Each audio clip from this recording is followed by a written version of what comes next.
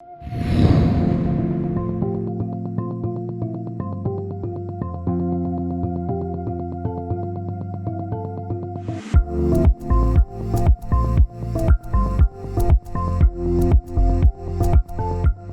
días, buenas tardes, buenas noches. Sean bienvenidos a nuestro cuarto programa de Fatal Competencia. El día de hoy tengo el gran honor de tener a un amigo muy personal y de mucho tiempo, al gran Raúl Abarte, acompañándonos, y vamos a conversar esta tarde sobre el conservadurismo dentro del liberalismo, ¿no? O esa especie de equipos que se han ido formando dentro del liberalismo, de los conservadores liberales o libertarios, los que se consideran progresistas liberales, si puede coexistir estas ideologías dentro de lo que llamamos liberalismo. Y para ello, Raúl, aparte de darte nuevamente la bienvenida, me gustaría empezar de repente, ¿podrías presentarte para los que hasta este momento no te conozcan? Muchas gracias por la invitación, Ernesto. Me presento, yo soy, bueno, Raúl Abarte, yo soy ingeniero industrial, escribo en el Reporte, todos los martes sale mi columna. Trabajo también en Piensa P como redactor y también he sido parte de la Asociación de Contribuyentes como jefe de investigación económica. Piensa P es una iniciativa de la Asociación de Contribuyentes, así que digamos que estoy en el mismo grupo. Eh, y bueno, también tengo mi página de Twitter, ¿no? Donde me pueden seguir, Raúl Labarte, todos juntos. Ahí siempre dando alguna opinión sobre la coyuntura. Justo ahora que mencionas esa página de Twitter, te comenzaste a meter mucho en ese tema, ¿no? De discutir primero, digamos, contra los progresistas, luego tuviste cierto tema contra los conservadores, que creo que incluso se llevó a malentender un poco, y hacia ahí quería entrar. Hoy en día existen muchos conservadores que se consideran al mismo tiempo liberales o libertarios. Por otro lado, como ya había mencionado, están los progresistas, ¿no? Que se consideran liberales. Y asimismo han salido mil ramas que ya parece que estuviéramos coleccionando Pokémon, ¿no? O sea, existen los que se llaman que yo soy en neopaleolibertario, austríaco objetivista, rasguardiano. Y es como que ya llegó un punto donde uno no podría definir el liberalismo. Puedes juntar a 5 liberales y cada uno te va a definir lo que es ser liberal de una manera totalmente distinta. De repente, para los que nos escuchan y no hayan ahondado tanto en ese tema, tú a nivel personal, porque no creo que exista una verdad como estamos identificando, ¿qué consideras que es liberalismo, libertarianismo? ¿Y dónde caería esta categoría de conservadores? ¿Y se podría considerar que un conservador puede ser liberal? Bueno, son varias preguntas. La primera, para mí el liberalismo, o sea, por supuesto hay una definición mainstream que todos hemos tomado, de personas como Juan Ramón Rayo, como Hayek, etcétera, pero me parece, de acuerdo a lo que he leído, que es una porción específica del liberalismo. O sea, el término liberalismo hay que remontarnos a la Revolución Francesa. Creo que es lo más objetivo y el liberalismo parte como una actitud de, de rediscutir el antiguo régimen, ¿no? De manera que se defendía la igualdad ante la ley, se defendía el Estado limitado, se defendía el Estado laico, se defendía una serie de ideas en contraposición a la monarquía. Y eso lo explica Rothbard también en su manifiesto libertario. Él dice que inicialmente el liberalismo era una postura izquierda, en contra del antiguo régimen que era la derecha, ¿no? Entonces, a raíz de la Revolución Francesa, hay un lado que se sienta al lado izquierdo y el otro que se sienta al lado derecho, dada la revolución. Entonces, los que estaban a la derecha eran los que creían que el antiguo régimen tenía algunas cosas que habían que conservar y que había que ser más moderado. Y por el otro lado estaba la izquierda o los liberales más fuertes, que más bien querían un cambio mucho más revolucionario y rápido, ¿no? Yo creo que ahí es donde ambos eran liberales, ambos estaban en contra de la monarquía, salvo un pequeño grupo de la derecha, ¿no? Entonces, yo creo que ahí es donde el mundo se vuelve liberal, en realidad. El mundo se vuelve liberal porque Europa se va volviendo más liberal. Entonces, de hecho, si uno ve Estados Unidos, también el debate entre Thomas Paine y Edmund Burke es lo que define eh, lo que es la derecha y la izquierda modernas, dentro de una concepción liberal, que es el Estado limitado, el imperio de la ley, eh, igualdad jurídica, etc. Entonces, dado eso, eh, yo creo que se puede ser liberal y se puede ser progresista, y se puede ser liberal y se puede ser conservador. Porque finalmente uno puede defender los principios de igualdad ante la ley, de individualismo político, que el sujeto de derechos solo es el individuo, el Estado limitado, todo eso, con una actitud distinta frente al cambio, por ejemplo. Uno puede decir que deberíamos llegar a eso, pero hay cosas que por el orden social, por la necesidad de mantener digamos, ciertas tradiciones, o simplemente porque la viabilidad política no se puede, uno debería tomar una actitud conservadora frente al cambio. Y por el otro lado, el progresismo, que es un liberalismo que más bien considera que sí hay la necesidad de hacer el cambio mucho más rápido. Entonces yo creo que esa dicotomía se mantiene y es parte del liberalismo. De hecho, esta postura, que yo la he escuchado muchas veces, me gusta porque justamente dice, por ejemplo, hay socialistas conservadores y hay socialistas progresistas. Hay fascistas conservadores y fascistas progresistas. O sea, la tesis que planteo es de que en todo movimiento político siempre hay progresistas y conservadores. Em, entonces, para mí, ¿qué es la definición de un liberal? Eso es la definición de un liberal. La definición de un libertario es mucho más específica y está dentro de la postura liberal. Entonces, en la postura liberal también está John Rawls, por ejemplo, que considera que hay la necesidad de cierto mínimo, que la sociedad debería garantizar por el velo de la ignorancia y todo este argumento, ¿no? Y Nozick, para mí, el debate entre Rawls y Nozick es un debate entre liberales. Es un debate entre un liberal de izquierda y un liberal de derecha, ¿no? Entonces, diría que el libertario es un liberal de derecha, pero especificado como que en cuanto a que el Estado no tiene la legitimidad política más allá de los individuos sobre los cuales gobierna. Entonces, el Estado es siempre un mal necesario. Para mí, un libertario cree que, en todos los casos, bajo todas las definiciones, un libertario cree que el Estado es un mal necesario porque es esencialmente violento y por lo tanto no debe ser la forma de relacionarnos a nivel agregado en una sociedad. Para mí esa es la definición de libertario. De ahí y como dice Milei, dentro de los libertarios está el liberalismo clásico, el minarquismo y el anarcocapitalismo, dentro de la corriente libertaria. Pero el liberalismo abarca también a los liberales progresistas y a los liberales, o sea, es como que el Gantt es más grande en cuanto a lo que es liberal, y libertario es más específico, pero es parte de lo mismo.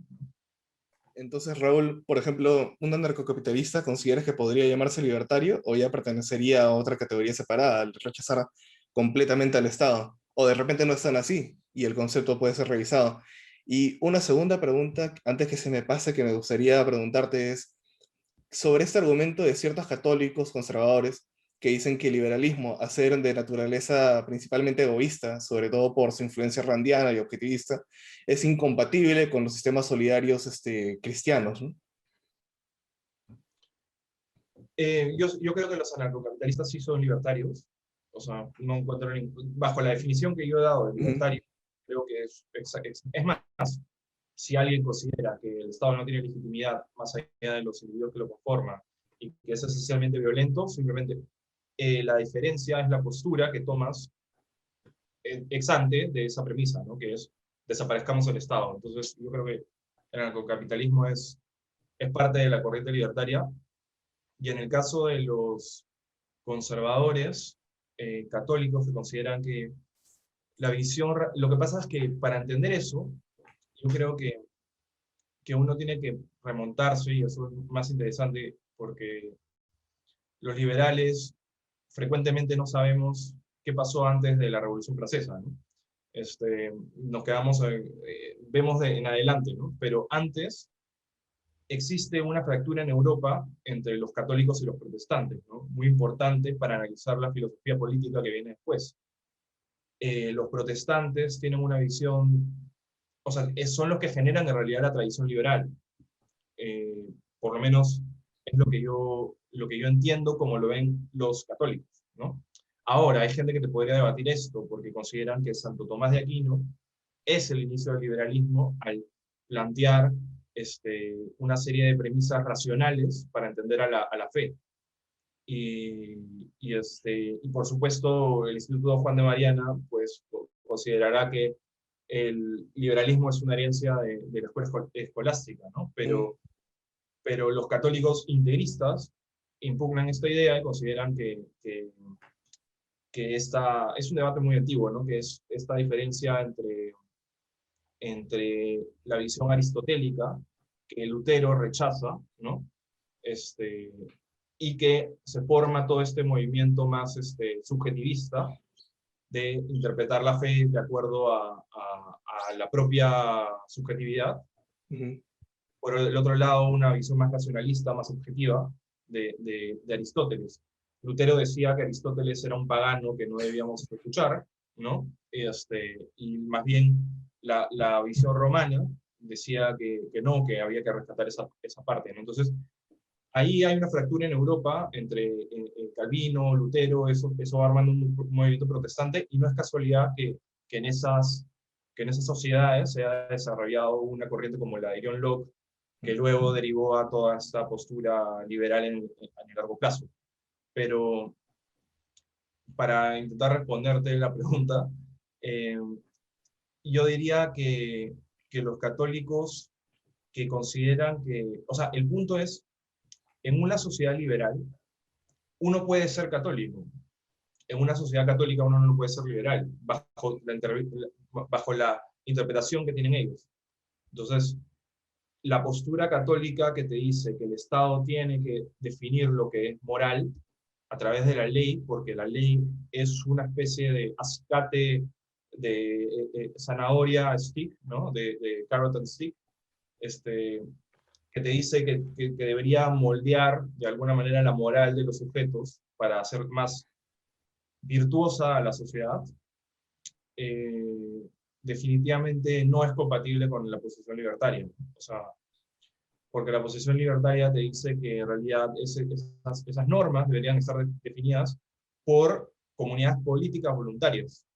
O sea, si tú estás en una comunidad, pues eso es lo que dice Juan Ramón Rayo, ¿no? O sea, te dice, no significa que lo moral no pueda ser ley, pero siempre que la comunidad política se haya formado voluntariamente. Si tú quieres ser parte de una comuna católica en donde las personas pongan cilicios y, digamos, quieran pensar en la Virgen para no tener, digamos, para mantener el celibato, entonces, perfecto, pero manténlo dentro de una comunidad donde todos hayan querido participar voluntariamente.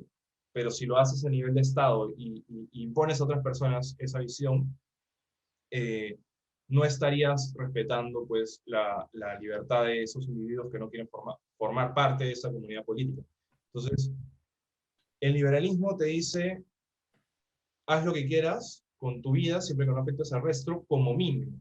Pero no te dice que no necesariamente puedas ser solidario si tú quieres, al contrario, las sociedades más que se han basado en el liberalismo son las más solidarias, ¿no? Como Estados Unidos.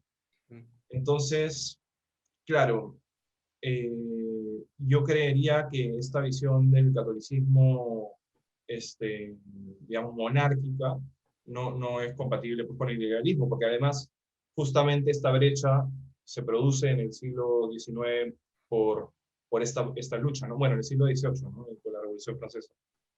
Y entonces, Raúl, por ejemplo, ya yendo a tiempos más actuales, ¿consideras que el conservadurismo internacional actual es compatible con las ideas liberales y libertarias? ¿Consideras que deberíamos buscar una alianza entre conservadores y liberales para, por ejemplo, de lo que más se habla, ¿no? Luchar contra una izquierda que por momentos parece que sí está unida? O sea, yo creo que en la política las cosas pues se tienen que volver más pragmáticas, ¿no? Sí es cierto, el liberalismo debería tener su propia, el libertarianismo debería tener su propia agenda, ¿no? Y eso es tarea de los libertarios, ¿no? Eso es tarea de nosotros.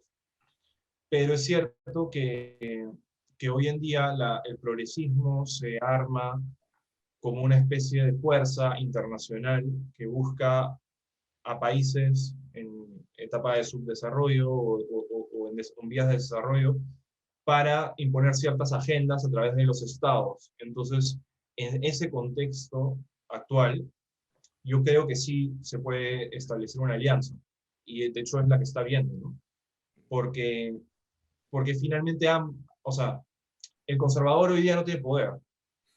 El conservador hoy día, o sea, cuando la gente habla del Opus y los radicales que son, o sea, el Opus de qué manera está imponiendo su ideología o su moral a través de los ministerios hoy en día. No lo está haciendo. Entonces, hasta el Papa es progresista. Entonces, en realidad no tiene mucho sentido verlos como una amenaza para un libertario, yo creo. Entonces, en el corto plazo, como escribí alguna vez, en el corto plazo sí me parece que esa alianza tiene sentido electoral, porque además los libertarios no somos una fuerza emergente en el Perú, o sea, no tenemos mucho, no nos conocen tanto como para ser una fuerza que mueva masas, ¿no? Los conservadores sí, el Perú es un país conservador, y entendiendo además que una comunidad política como la del Estado peruano, o sea, es conservadora, entonces es más o menos un proxy de lo que pasaría si es que el mundo fuera libertario. O sea, si el mundo fuera libertario y el 60% del Perú es conservador, probablemente la mayoría del Estado debería ser conservador. Entonces, no tiene sentido que una élite, digamos, intelectual esté definiendo la política de la mayoría de un pueblo que es conservador. Ujú. Entonces, bajo esa perspectiva, yo creo que un libertario debería poder aliarse con un conservador para enfrentar a ese poder que quiere imponer una forma de vivir a los demás, ¿no? A través de agendas que no ha elegido o que no conoce bien porque no está bien formado, y después se da cuenta de que a través del Ministerio de Educación o otras formas están intentando plantear una agenda, ¿no?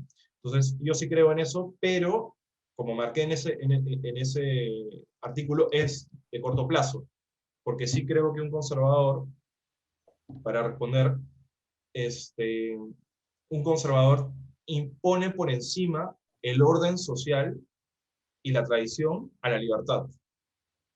Y un libertario no hace eso. Un libertario pone la libertad primero que el orden social y la tradición. Porque hay tradiciones que no necesariamente respetan la libertad individual. O sea, hay tradiciones en Puno que se agarran a guaracazos para definir quién se queda con la mujer más bonita del pueblo. O sea, y ese tipo de tradiciones, está bien, pueden haber tenido una función en cierto momento, pero, digamos, atentan contra los derechos individuales. Entonces, la tradición en abstracto no puede ser defendida solo porque sí, porque si no tendríamos que, o sea, no podríamos haber superado la esclavitud, por ejemplo, que era una tradición también. Entonces, el liberal entiende que hay principios por encima de la tradición. Y y por lo tanto, si si esa tradición viola los derechos individuales, abogará para cambiarlas. Pero, pero es una diferencia que de alguna manera se podría ver después, ¿no? Entonces, yo creo que en el corto plazo tiene cierto sentido esa alianza.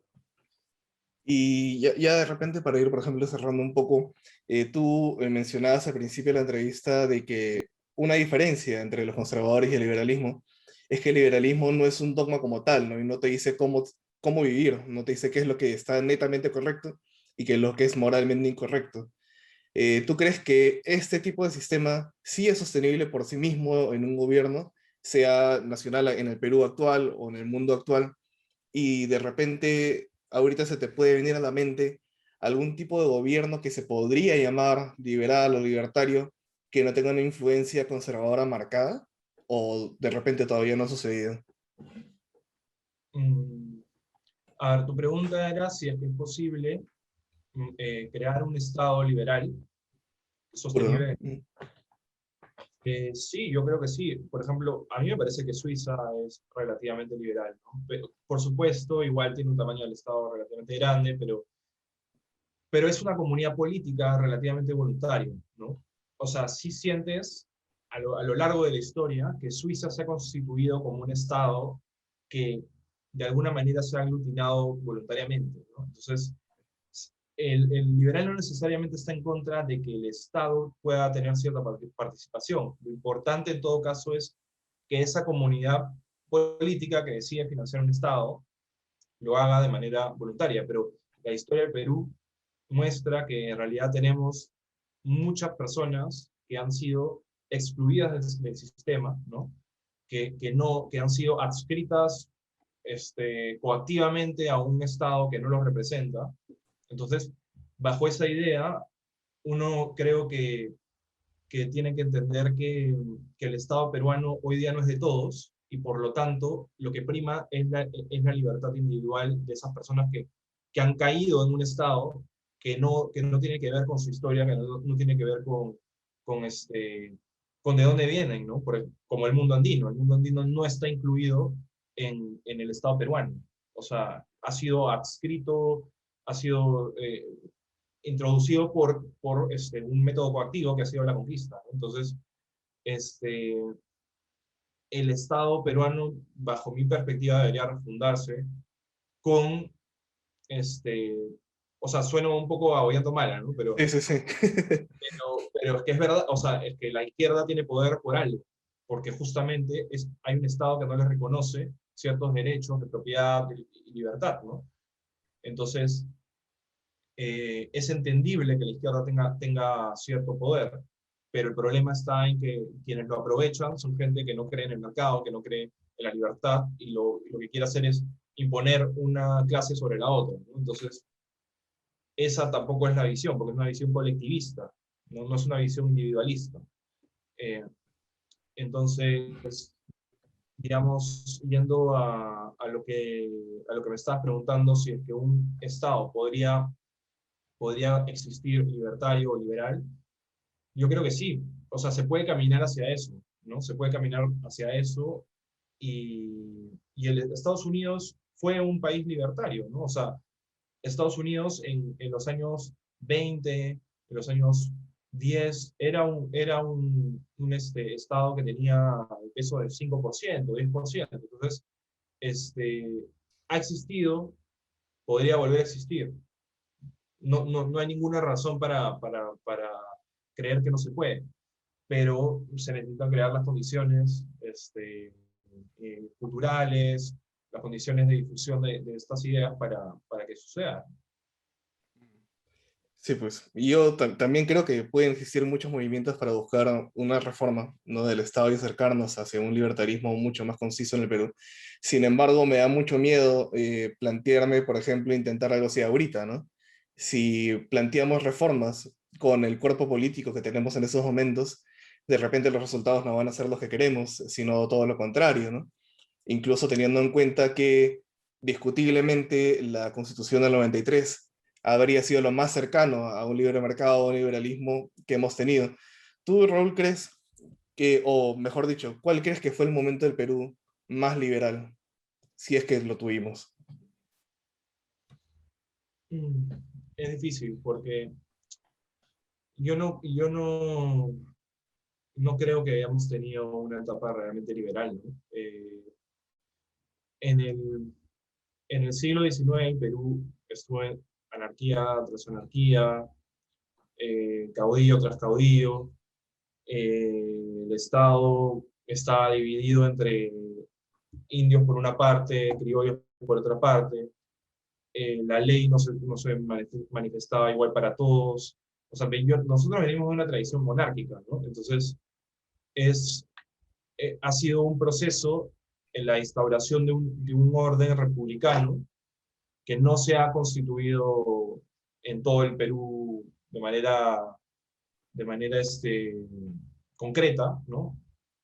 O sea, hemos tenido dictadores, hemos tenido demócratas, estatistas, pero liberales, no. O sea, hemos tenido a Fujimori que hizo cosas que funcionaban, ¿no? Simplemente. O sea, achicó el Estado porque el Estado había colapsado, pero no era un movimiento, o sea, había el movimiento Libertad, ¿no? De Vargas Llosa, que yo creo que se influyó culturalmente para que se hicieran las reformas, pero se quedaron ahí, ¿no? O sea, luego vino Fujimori y después ya nadie peleó por la libertad, ¿no? O sea, se quedaron ahí, dijeron que Fujimori era un dictador, ¿no? Los seguidores de Vargas Llosa, y es verdad que era un dictador, pero ¿por qué no dieron la pelea? ¿Por qué no dieron la pelea más adelante ellos como movimiento, ¿no? Tuvimos a Toledo, tuvimos a personajes que no representan ninguna idea concreta de nada, ¿no? A mí, yo he defendido el gobierno de Alan García II y me han caído tomates por todos lados, pero es porque me pareció un gobierno que hizo las cosas bien justamente por los errores que tuvo su primer Pero bueno, gobierno. Claro, aumentó la inversión pública, pero estás hablando de que, bueno, si es que vas a subir planillas, mejor invierte, ¿no? O sea, digamos, él incrementó la inversión pública en colegios, en hospitales, cuando en ese momento probablemente los colegios se caían a pedazos, ¿no? O sea, Fujimori no invirtió en colegios de muy mala calidad y Alejandro Toledo no incrementó la inversión pública de manera importante. Entonces, era obvio que era necesario, bajo el sistema socialdemócrata medio que tenemos, crear hospitales y crear colegios, que es mejor que contratar caviares, ¿no? O sea, definitivamente. Entonces, yo prefiero que construya colegios, ¿no? Eh, y además abrió la economía. Si tú ves el índice de libertad, crecimos en el índice de libertad de la Fundación Heritage, que es el que todos los liberales usamos para evaluar si un país es liberal o no. Entonces lo mejoró. PPK, que se supone que era el más liberal de todos, con él hemos bajado en libertad económica. O sea, con un Congreso opositor, Alan García hizo lo que ningún liberal ha hecho, ¿no? O sea, mejorar la libertad económica como Fujimori, pero sin ser un dictador. ujú. Entonces, a mí me parece que tiene un mérito bajo la óptica de un liberal, pero obviamente también él ha tenido una visión, él ha sido de izquierda, pues no, finalmente, la de izquierda, entonces obviamente ha hecho cosas que no son liberales, ¿no? Como crear el Ministerio de Cultura, crear el Ministerio del Ambiente, que pueden, o sea, bueno, el Ministerio de Cultura a mí no me emociona mucho, porque para mí la cultura es un producto del orden espontáneo, no debería estar gestionada por el Estado. El Ministerio del Ambiente puede ser un departamento, no tendría por qué ser un ministerio, ¿no? Puede ser parte tranquilamente del Ministerio de Energía y Minas, que tampoco debería existir, creo, pero bueno, vamos viendo, ¿no? Yo a la cultura, por ejemplo, lo uniría con el de turismo y lo llamaría como que la comisión de la promoción de la cultura, algo así. Es lo que se me ocurría. Y ya para cerrar la entrevista, Raúl, ¿cómo la ves ahora? Estamos ya muy cerca de las elecciones. Tal vez tengamos un gobierno o el gobierno más liberal que hemos tenido hasta ahora, o no crees que pase independientemente cualquiera de los candidatos que está top ahorita en las encuestas? Bueno, estamos en un momento dramático, ¿no? Eh, y yo creo que, o sea, siendo absolutamente pragmático, yo creo que un libertario debería votar por López Aliaga, por cómo van las encuestas, ¿no? Es cierto, evidentemente, que De Soto es más cercano al liberalismo. O sea, yo no voy a negar eso. Es obvio que De Soto, por su planteamiento de reforma de la economía informal, tiene una posición mucho más cercana al liberalismo puro. Pero hay varias consideraciones pragmáticas que tomar en cuenta, ¿no? En primer lugar, el Perú, hoy día, el Estado peruano es un Estado totalmente corrupto, que está cooptado por una mafia, como es la de Odebrecht, y donde ellos han puesto políticos a lo largo de décadas. Entonces, no podemos obviar eso tampoco y ser simplemente, o sea, sumamente puristas, ¿no? Esa mafia tiene que salir de un Estado. O sea, un liberal no puede defender la corrupción. un liberal no puede defender un gobierno donde todos se pasan la pelota y, y benefician de manera mercantilista a empresas que son corruptas. Entonces, ¿quién puede salir? O sea, y quién en la historia ha podido acabar con la corrupción? Solamente gente como Lee Kuan Yew, que decía su frase, si quieres acabar con la corrupción, tienes que estar dispuesto a meter a tus amigos y familiares a la cárcel. Si no tienes esa actitud, no puedes luchar contra la corrupción. Tienes que ir incluso contra tu gente. Entonces, ¿quién tiene esa postura? ¿Quién tiene esa postura de enfrentamiento directo contra la corrupción? Que es lo único que podría hacer que se achique el Estado. Porque sin combatir con eso, o sea, estamos muertos, ¿no? Para mí es López Aliaga.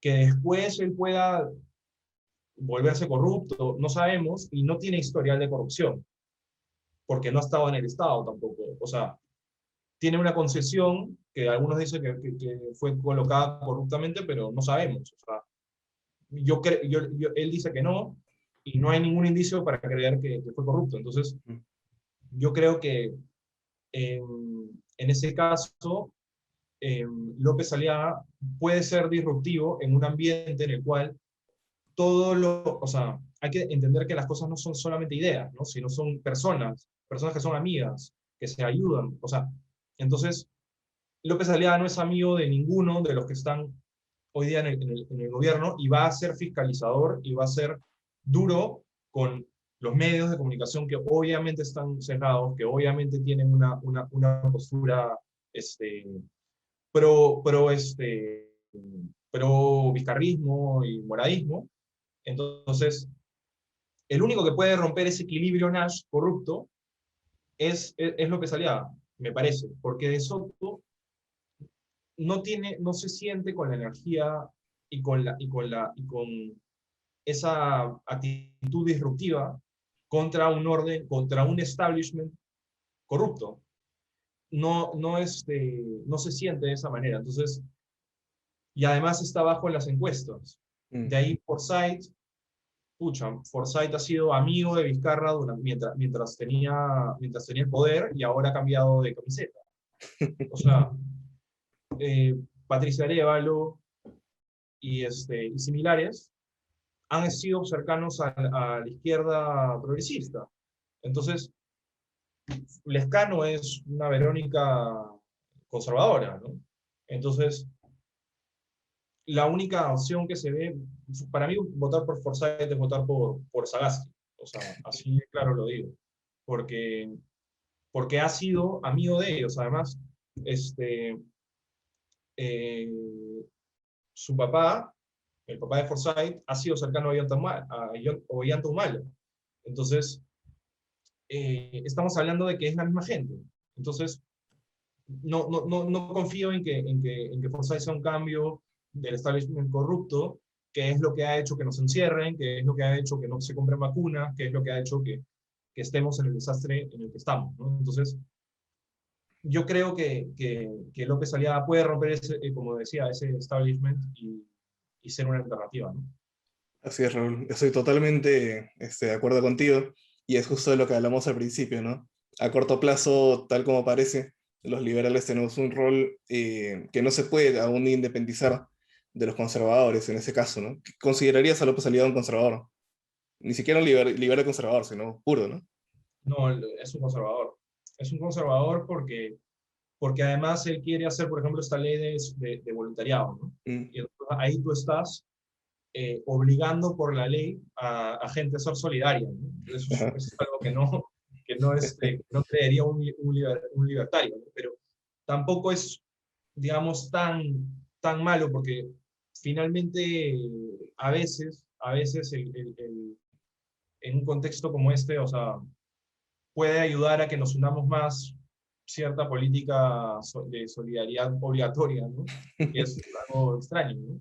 Pero es mejor que gastar dinero que no es tuyo, ¿no? A través de programas sociales y de cosas que finalmente benefician a unos pocos, que son los que gestionan esa plata y que poco llega a la gente. Entonces, yo creo que por más de que sea obligatorio, pues, pues es también algo que puede ir sembrando una sociedad de ayuda voluntaria y solidaria que se puede establecer en el largo plazo, ¿no? Perfecto, Raúl. Bueno, ya sabemos lo que dice mi ley sobre la solidaridad obligada, ¿no? Que no lo voy a decir. Pero, y eso sería todo, Raúl. En verdad, muchas gracias. Un tema súper interesante que, como hemos visto, inició hace mucho tiempo, sigue hasta el día de hoy, lo estamos viviendo. Y no sé, ¿te gustaría decir alguna última palabra, algún último comentario, reflexión para los que nos estén viendo, Estudiantes por la Libertad? Bueno, que sigan adelante, que sigan difundiendo el liberalismo. Muchas gracias por invitarme, espero que les haya interesado lo que digo. Obviamente tengo una posición algo pragmática al respecto, porque creo que los liberales han sido poco pragmáticos en el pasado. Creo que uno tiene que ver también en qué país está. El Perú es un país conservador, con tradición católica, que, que no nos guste o no, es la cultura que tenemos, y, y sobre eso hay que construir, porque el liberalismo es un producto eh, anglosajón, ¿no? O sea, es un producto que no tiene que ver con nuestra cultura directamente, por algo no hemos sido liberales antes, justamente porque no hemos tenido eso. Entonces hay que adaptarlo, hay que pensarlo en función a la realidad peruana, hay que pensarlo en, en el contexto, en la sociedad que tenemos, porque si no vamos a ser personas que repiten un dogma que no se aterriza a la realidad política, ¿no? Y eso nunca va a terminar calando en la realidad de la política pública, en la realidad de un país, porque hay que pensar el Perú de nuevo con estas ideas, ¿no? O sea, eso es lo que yo creo. El Perú tiene que ser pensado desde el punto de vista liberal para poder construir una realidad, porque si importamos directamente el dogma, de alguna manera, o la teoría, no se va a poder plantear una propuesta realista. Excelente, Raúl. Nuevamente muchas gracias y muchas gracias a quienes nos están oyendo. Y habiendo dicho todo, buenos días, buenas tardes, buenas noches y ya nos vemos en un siguiente programa. Chao a todos. Gracias.